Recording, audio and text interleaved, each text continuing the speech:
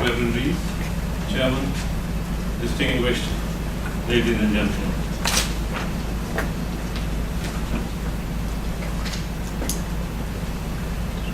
One of the most divisive elements through centuries of human history up to our present day is religion. And this was never meant to be so. But extremists in many faiths are bent upon exploiting religion for their own nefarious political agendas. As we know, religion can be a force for peace or war. It can heal or hurt. It can create or destroy on a scale unimaginable to previous generations. Human history is filled with episodes involved with religion, of misguided believers responsible for the slaughter of fellow humans on the altar of religion. Though, ladies and gentlemen, there is much warmth and friendship here this evening, there is also much fear and hatred outside in the world. Yet, we cannot be discouraged. There is enough commonality in world religions to enable us to reach out to our fellow humans. We have demonstrated our genius for creativity. However, in spite of our glorious achievements, we have lost none of our ability to destroy or kill fellow humans with impunity. When extremists inflict violence in the name of religion, it is often the innocent who are their main victims. This must be resisted by all of us, the community at large. Voices must be raised. We must not be the silent majority. We must speak out. We absolutely must speak out. And we must withhold. Don't give it the cloak of respectability which they demand for their violence and bloodshed, even if the perpetrators are from our own faiths. A famous politician once observed that if we were to wake up one morning to find that we were all the same race, religion, and nationality, we would still find some other reason to hate each other by the afternoon. How sad. Is this what human beings are all about? Of late, our society has become increasingly concerned for our physical security from the threats of extremists and terrorists. Attention has been particularly focused in the direction of the radical elements from the followers of Islam, from where mainly the recent atrocities have come. As human beings, we are all more alike than different, irrespective of our physical makeup. I was born into the Muslim faith and brought up with the guiding principles of Islam, which I find now are in serious conflict with the activities and utterances of some of the extremists in my religion. I'm sure that the question in the minds of many Muslims, many of you who are sitting here, must be, how does one respond to this serious threat? As responsible citizens, we need to put our house in order and convey to our community the true message of Islam, which is of peaceful and harmonious living with our neighbors. No one from the outside should have to do this. It is for the Muslim community to do it. And I remember a general of the British Army saying to me, Khalid, do you want us to send the soldiers into your community? Or are you guys going to do something yourselves? That is a wake-up call. We are not doing enough. Now, one of the great challenges the Muslims face in these difficult times is the damage inflicted from within the community by a small minority of extremists resorting to violence as an expression of their anger and frustration, with consequent loss of innocent lives. This is totally counterproductive and unacceptable. In response, the world becomes unwelcoming and more suspicious of the Muslims. It is ironical that these perpetrators of violence glorify their act in the name of Islam. This is contrary to the ethos of a great religion which prides itself in its message of mercy and compassion. I am reminded of what the Holy Prophet, peace be upon him, said in the 7th century in Arabia, that he was gazing into the 21st century and predicted, and I quote, and he said, "There will be a time when your religion will be like a hot piece of coal in the palm of your hand. You will not be able to hold it." Someone asked him, would this mean there would be very few Muslims? No, he said. They would be large in numbers, more than ever before, but powerless like the foam on the ocean waves. An accurate prophecy indeed. The Muslim world population is one of the fastest growing, with about 1.6 billion living in 57 states, 1/3 of whom live in the non-Muslim countries. About 25 million live in the West, 7 million in the United States. France has about 5 million, Germany about 4.3 million, and the United Kingdom approximately 2 million. India, you will be surprised, has the second largest population of Muslims in the world at around 200 million, after the largest numbers in Indonesia. There is a global argument that the 21st century will be a time of war between Islam and the other world civilizations, which is the theory of the clashes of civilization, which is doing the rounds presently. One such idea which has caught the imagination of the Western world is an ongoing clash between Islam and Western civilization, an argument which has been stoked by scholars and the media. And you've heard of Samuel Huntington from Harvard and Francis Fukuyama from the State Department, who made it fashionable for the theory of the clash of civilizations. And Huntington's view was that Islam is a dangerous religion, and there are two religions in the world which challenge Western civilization. One is Chinese and the other one is Islam.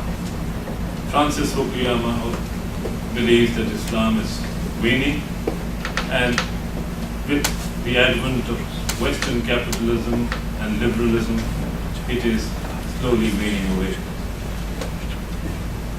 It will get to a point when it will no longer be an important religion.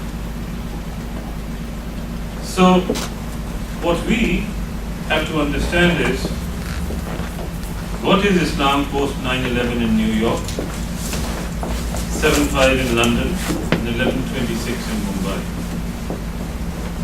And the perpetrators of these crimes against humanity not only killed many innocent people, but also created a great paradox for Islam. It sees itself as a religion of peace and is now associated with murder and mayhem. This resulted in voices being raised and questions being asked. Do Muslims hate other faiths? Is Islam mainly the religion of fanatics? Are we to witness the start of a clash between Islam and other faiths? As these questions reverberate, for many Muslims, this is a time of challenge and despair. On the other hand, the response from many of the international community is the expectations that the Muslims would put their own house in order. Many non-Muslims now view with skepticism Islam's message of peace and compassion. For if this was true, why, they ask, is it associated with violence and intolerance towards non-Muslims and the poor treatment of women? One of the least understood words, particularly in the West, and also amongst a lot of Muslims, from Islamic theology, is the word jihad. What does it mean? This is commonly misunderstood by many as an aggressive act of a religion. Not many know that the notion of greater jihad, there are two jihad, the greater jihad and the minor or lesser jihad.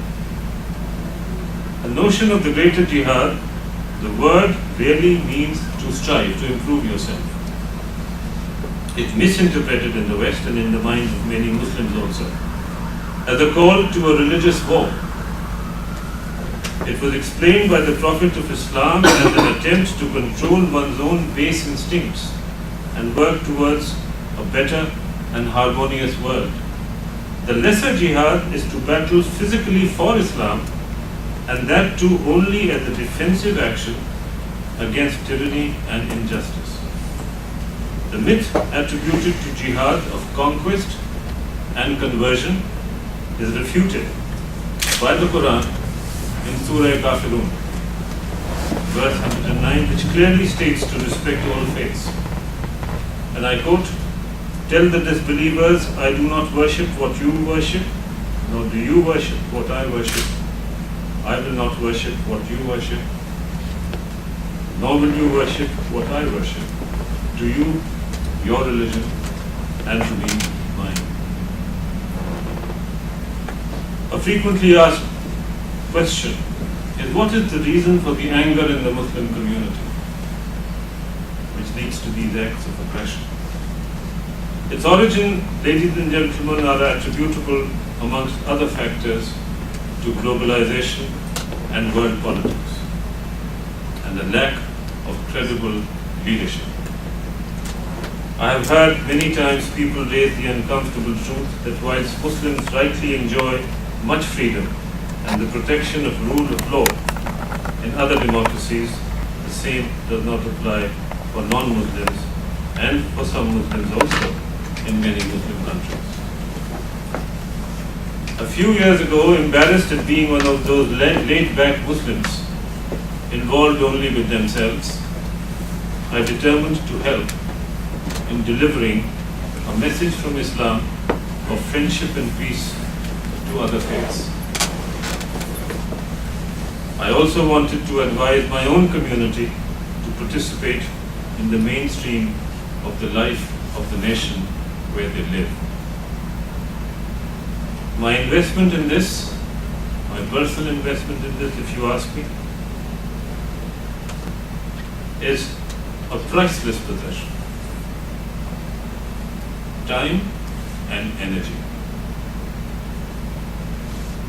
That is what you need to give to make a contribution. However small, maybe a drop in the ocean, but that is the contribution it requires. So I've channeled or tried to channel a dialogue with other faiths, observing respect for each other's cultural differences. It is foolhardy to hate a fellow human for worshipping God in a different way from us, and it is also highly unlikely to please the Great Almighty. To many onlookers, Muslims appear to be sailing on a ship with neither a captain nor an anchor, drifting aimlessly, buffeted by choppy, turbulent waters. There is clearly a dearth of a competent, honest, and moderate Muslim leadership, reflecting the true faith of Islam and also in tune with the 21st century.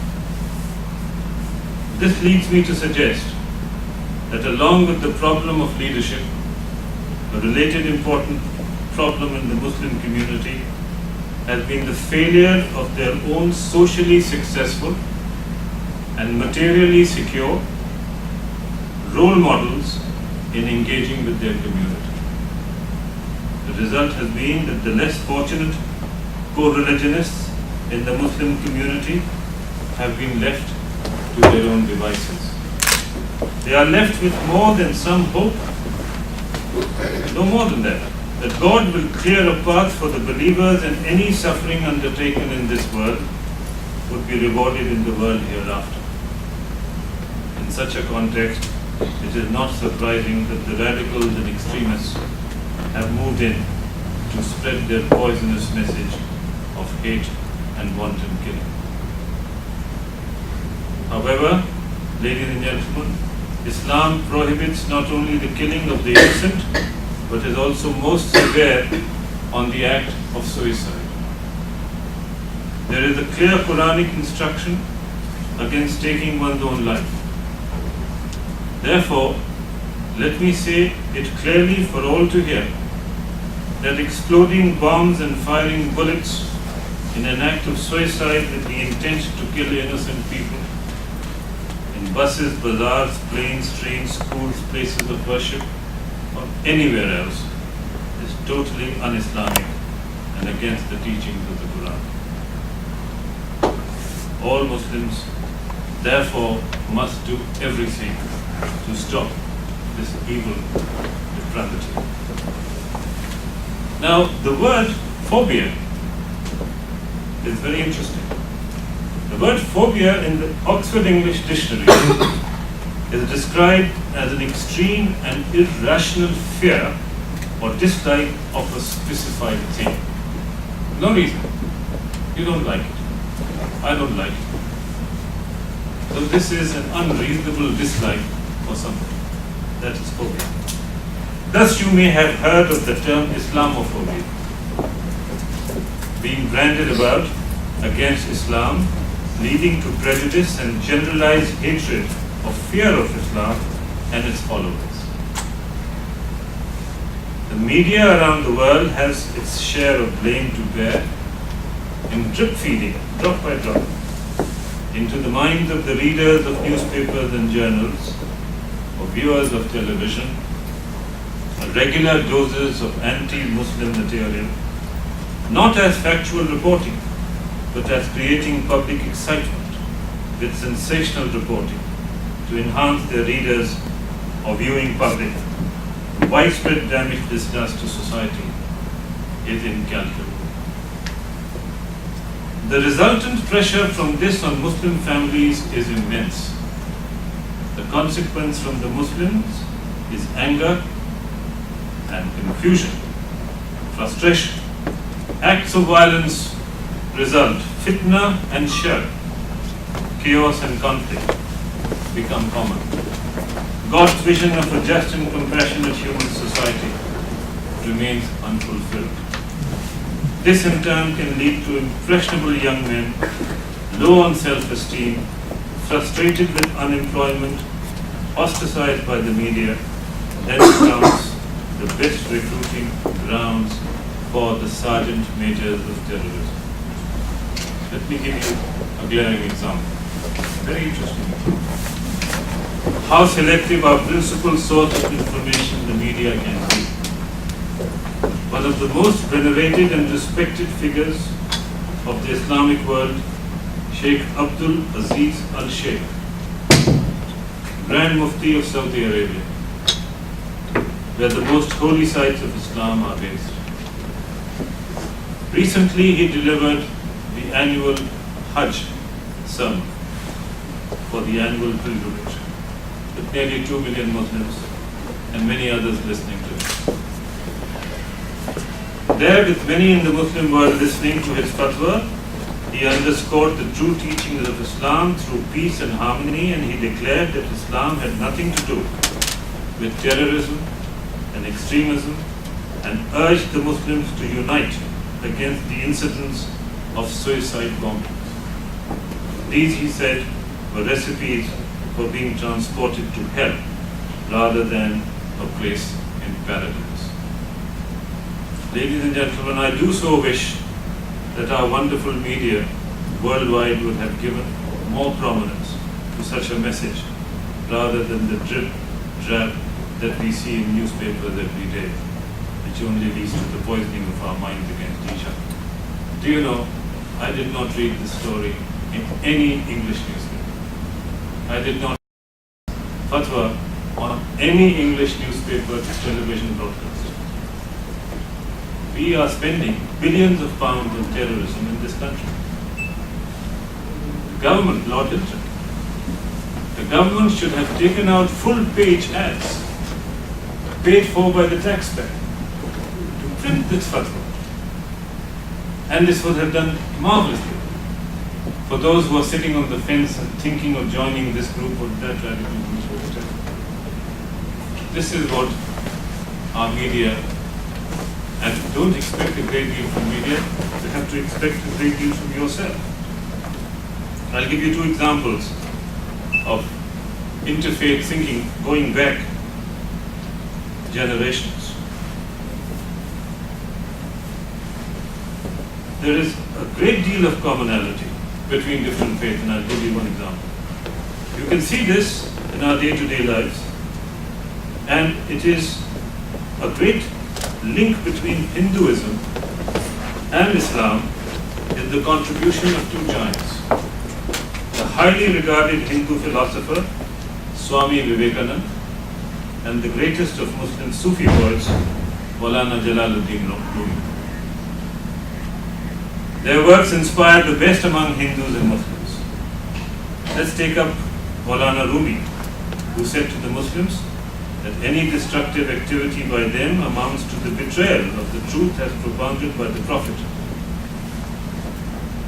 Though deeply devoted to Islam, when confronted, Maulana Rumi said to the Muslims, and I quote, "O Muslims, what shall I do? I cannot put a label on myself. You ask me who I am. I am neither a Hindu, nor a Jew, or the kind of Muslim like you. And yet you insist on knowing my creed. That is who am I? Then listen, I am a lover of love. My love for mankind goes beyond the limits of all systems of religious beliefs." The pioneer in the concept of the brotherhood of man. Swami Vivekananda is a famous Hindu philosopher. What does he have to say? He wrote in the 19th century, and he says, and I quote, "Suppose we all go with vessels in our hands to fetch water from a lake. One has a cup, another has a jar, another a bucket, and so forth. And we all fill our vessels that we are carrying with water. The water in each case naturally takes the form of the vessel carried by each of us. So it is in the case of religion. God is like that water filling these different vessels, and from each vessel the vision of God comes in the form of the vessel. Yet He is one. He is God in every case. This is the only recognition of universality that we can get. The universality of God is reflected in the teachings of other religions as well. Let us look at some examples from the Sikh religion.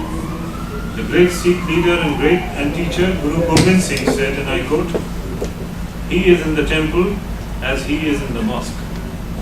He is in the Hindu worship as he is in the Muslim prayer. As out of a single fire, millions of sparks arise, so from God's form emerge all creation, animate and inanimate. Men are one, although they appear different. The Hindus and the Muslims are all one, for each the habit of a different environment.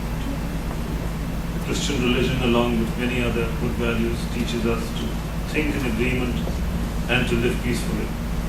Bible, from the Bible, chapter 7, verse 12, all things therefore, it says, that you want men to do to you, you also must likewise do to them. And the Bible also goes on to teach us how to live a life of peaceful coexistence with the famous instruction in Matthew chapter 22, verse 39. You must love your neighbor as yourself. From the Jewish religion, there are similar noble messages, and I quote from the Old Testament,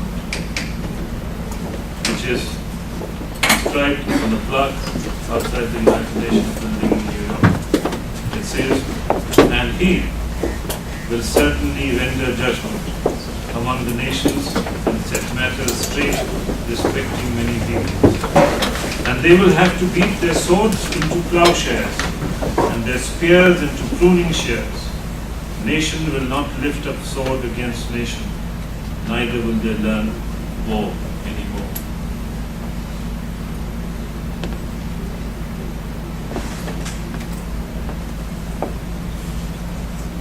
Religion is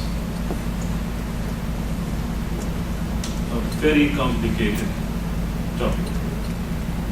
What has been happening to the world in terms of globalization has not made it easier. However, most societies at most times have been suspicious of and aggressive towards strangers who are non-kin. You've heard all this.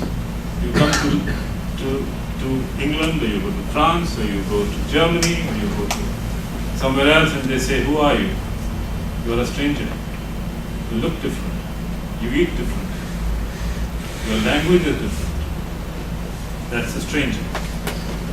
Every faith has dealt with this question, stranger. The embracing of the stranger is challenged by some for fear of diluting exclusive values and identities, which some believe should be dominant in the national ethos. This promotes the negative value of exclusivity and hatred. It mobilizes its supporters through emotive appeal of jobs, schools, and home, etc., recalling ancient wrongs, bogus threats, and caricatures of entire people. Religion offers a different kind of solace. Therefore, can I as a Muslim recognize God's image in a stranger who is not a fellow Muslim? That is, can I see God's image in a Hindu, in a Sikh, or in a Christian or a Jew? And Islam tackles this confusion by saying to the Muslims in the Quran to respect all of God's creation regardless of their religion or method of worship. Other faiths have similar advice. The Hebrew part of the Bible commands, when a stranger lives with you in your land, do not ill-treat him. The stranger who lives with you should be treated like the native born. From the ancient Hindu scripture, Subhashit, comes this advice: this man is ours, that man is a stranger. Discrimination of this kind is found only amongst mean-minded people. Ladies and gentlemen, about 2 million Muslims live in the United Kingdom. They observe the obligation to be good citizens. They support good community relations with a commitment to maintaining the dignity of human rights. We are grateful that in the United Kingdom our democracy entitles us to many rights, including the freedom to practice one's faith. It is imperative that we do not import into the United Kingdom any regional political conflict from the outside world, thereby destabilizing community relations in this country. We have a multi-religious and multi-ethnic society here. Here, dialogue is the only way forward for addressing our differences. We ought to celebrate our commonality and discuss our differences based on mutual respect and trust for each other. Last year I was I visited about 4 British universities, Oxford, Birmingham, 2, 3 others. Met a lot of young people. And they asked me a question: how do I explain British foreign policy? How do I explain what is happening in Palestine or what is happening in other parts of the world? And the politics there, which they did not agree with. And I said, very simple, my friend, very simple. Here in this country, you live in a democracy. What is a democracy? In a democracy, you have a choice. Democracy offers you a choice. And your biggest weapon is your vote. If you want to change the policy of a government, use your vote. And if you can think that way, then you can benefit from democracy.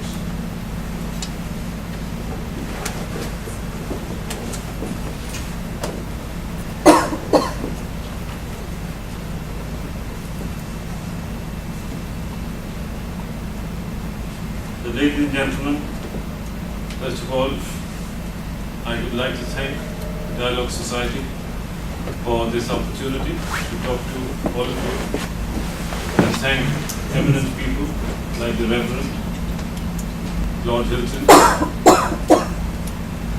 the great friend of mine from Brighton, Maulana Sajid, my friend M.K. Singh, and all of you. Thank you very much for joining us this evening here and allowing me to talk to you. But let us finally proclaim loudly our intent to defeat those who are bent on destroying our civilized way of life. My friends, it is time to stand up and be counted. This indeed is our duty, and we must fulfill it. Thank you.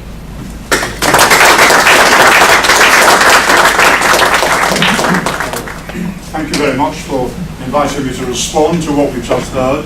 And I hadn't prepared anything before I came, quite deliberately, because I wanted to listen to what Lord Hameed said. So I'm going to now respond to what he said. The last words which he said, "It's time we stood up and be counted." And the most important thing about dialogue is that we can go on having solemn meetings about this, that and the other, and that's very important, and go on having all the academic stuff, but actually dialogue has now got to become a movement. That is the point. We need, as Lord Hameed said, to give time and energy to this. And this is perhaps the most important thing which I picked up from what Lord Hameed said. We cannot let the people who disapprove of dialogue to get away with it anymore. Absolutely not. And it's not for sort of people like me. My dialogue has to be with the. Okay, I'm not very tolerant, but I would just say my dialogue from my religion, which is Christianity, and mainstream Church of England, many of you know what that means, has to be with conservative evangelicals and fundamentalists of one sort or another. I bet there aren't many here today. If there are, I'll see you afterwards. That's where my dialogue has to be. And in Islam, it is the traditional, moderate, civilized Muslim, of which there are millions, who have to take on the extremists. I mean, I can speak from experience. I've been working in the Balkans for 10 years. I've been walking the talk, I've been walking the streets, I've also written about it, I've done the work. And all the time you come across spoilers. Spoilers are extremists. These are people who don't want you there, they don't want to have anything to do with moderate voices. So what do? You have to get the moderate people and say, sort them out. It's not for people like me who come in to sort them out, it is the people there. For example, in a place called Prijedor in northwest Bosnia, a place called Moscow, this was a mine used as a killing camp during the Bosnian War. And we were asked to try to bring together the survivors of the mine, all Muslims, all their relations had been murdered, up to 4,000 in that region, together with the Serbs who were managing the mine. And some of the Muslims were really angry, first of all with me, that we had been set up to do this, but also even more angry with the Muslims who actually lived there, who felt they had to start talking to the Serbs. So a very major part of our work was getting the Muslims, the moderate Muslims, to start talking to the extremists and say, wake up, you've got to behave, and you've got to join us. And this is in this type of work that I do, this is one of the great problems, and we're encountering it now in Kosovo, where I'm working. But it's also true in this country, those who get all the headlines all the time, the extremists of one sort or another, politicians, religious extremists and so on, they have to be taken on. They have to be addressed by their own community, their own denomination. That's a really important thing that Lord Hameed said, and I can tell you, and I know from the work I do on Monday morning, as it were, in the Balkans, that this is a problem which won't go away. As Nelson Mandela who said, if you want to make peace, you do not speak with your friends, you must speak with your enemies. He said that to the Northern Ireland politicians. And that means you have to include people in your work. You can't exclude. If you exclude them, they create all sorts of mischief. You don't know what they're getting up to. So the Dialogue Society has to, in a sense, galvanize itself, and not the Dialogue Society, but those who are passionate about dialogue, and address those who really wish you were not there. And it's extremely difficult, and it does need, as Lord Hameed said, time and energy.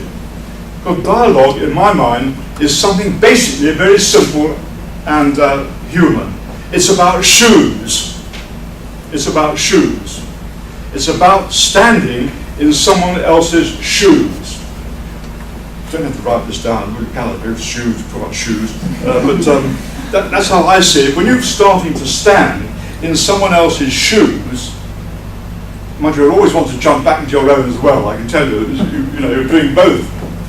When you start doing that, then you start getting relationships and projects and activities, and something new begins to emerge. But the shoes is a very important image, and once you start, one of the troubles with working in the Balkans, but also I think in every civilization, is the victim. Everyone plays the victim so easily. The victim and the blame. I mean, you may say, we've suffered enormous lot, we're discriminated against, we're oppressed, for this, that and the other. You may feel good at the end of that. You may feel better therapeutically, but you've not advanced anything at all whatsoever. And they haven't begun to start standing in other people's shoes. And it's really difficult to do that. So that's my first thing about that. It's a very human thing. There's lots of academic stuff about it, and lots of other things. I think the place of religion, I would say, is to nourish one's capability to begin to stand in another person's shoes. I want to say one or two other things in response to Lord Hameed.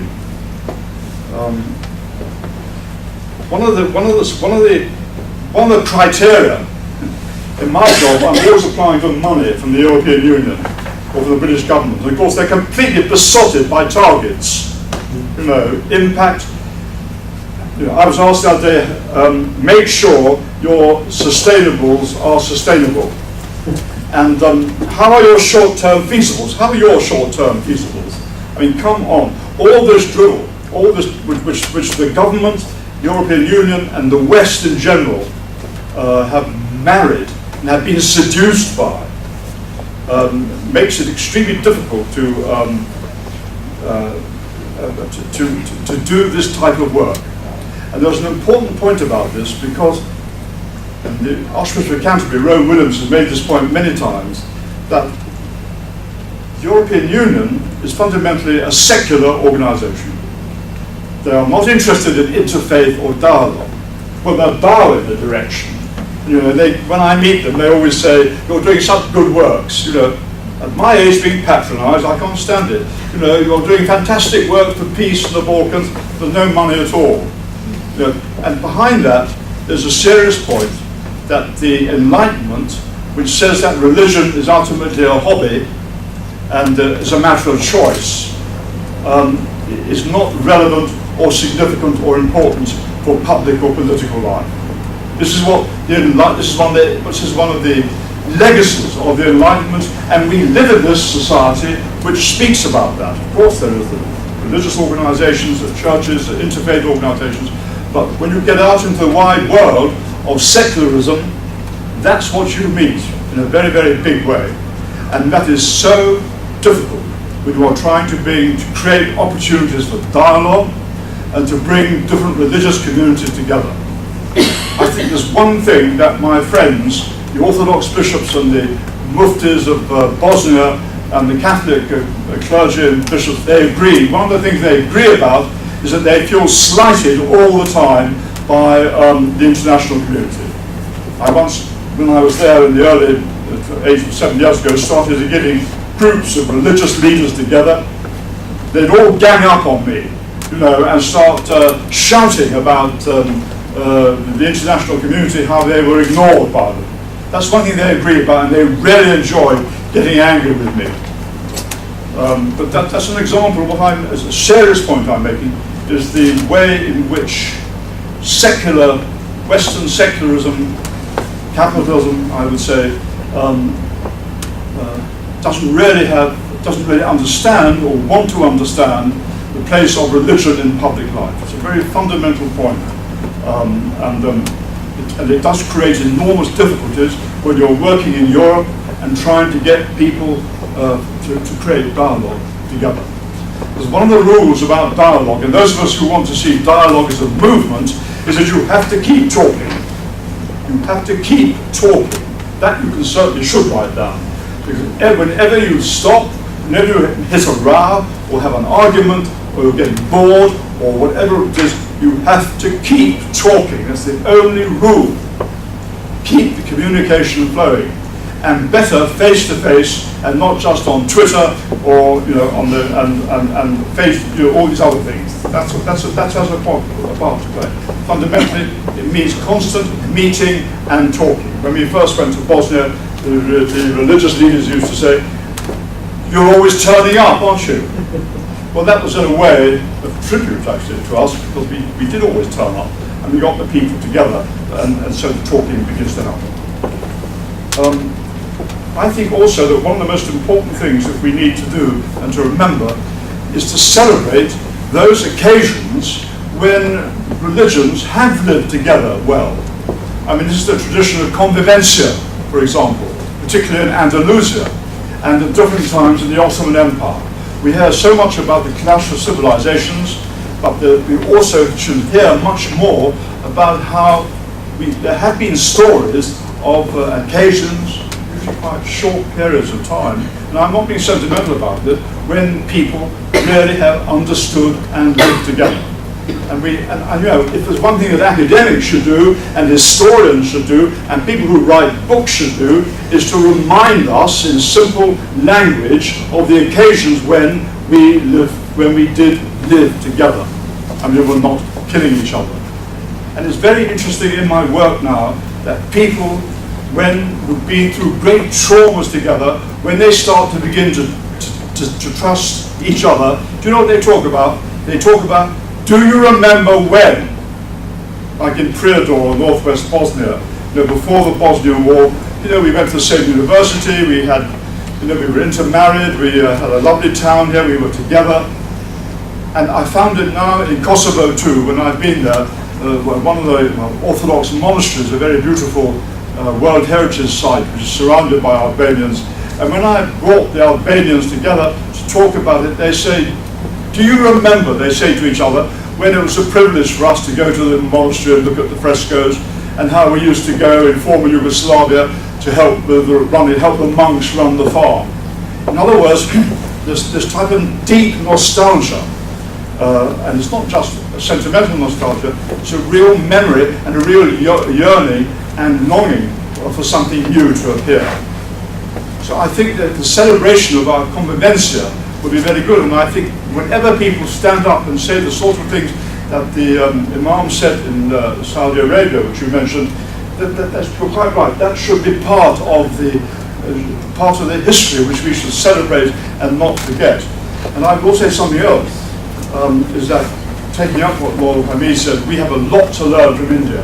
and from the spirituality of the Indian people, particularly, as you mentioned, of the Hindus and the Muslims. We have an enormous amount to learn from the great traditions of Hinduism and Muslims in India.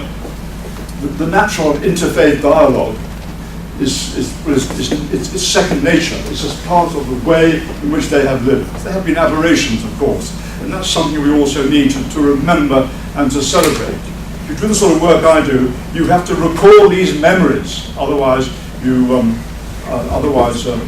what you're doing and where God is in all that. So those then are some of the comments that I wanted to make, arising from what Lord Hameed said. The most important thing, let's become a movement, okay?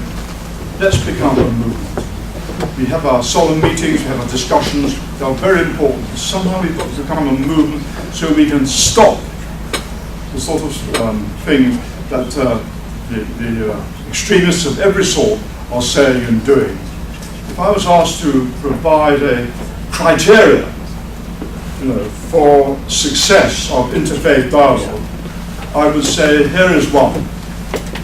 If a mosque has been vandalized, then I would hope that the Jewish rabbi and the local Christian clergy would stand up and on behalf of the imam saying, this we will not put up with.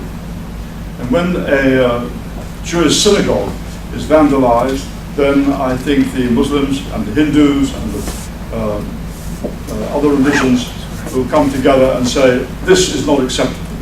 And when a Christian graveyard is vandalized, then it will be up to the Muslims and the Hindus and the Jews to say, this is not acceptable. The local religious leaders should, whenever these things happen, stand together in solidarity, protesting. And that is quite difficult. It's not just a matter of writing a letter to the local paper, isn't it? It's a matter of getting to know people, spending time with them, and beginning to, really support each other.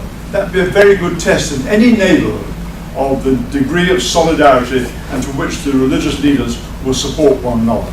So my last point is, if shoes is the sort of basic thing, stepping in other people's shoes about dialogue, the other thing is table. A table is really important. We gather round the table where we can eat together, drink together, listen to each other, and get to know each other. And that's another thing which is another word I have, as well as shoes, is tables. Thank you.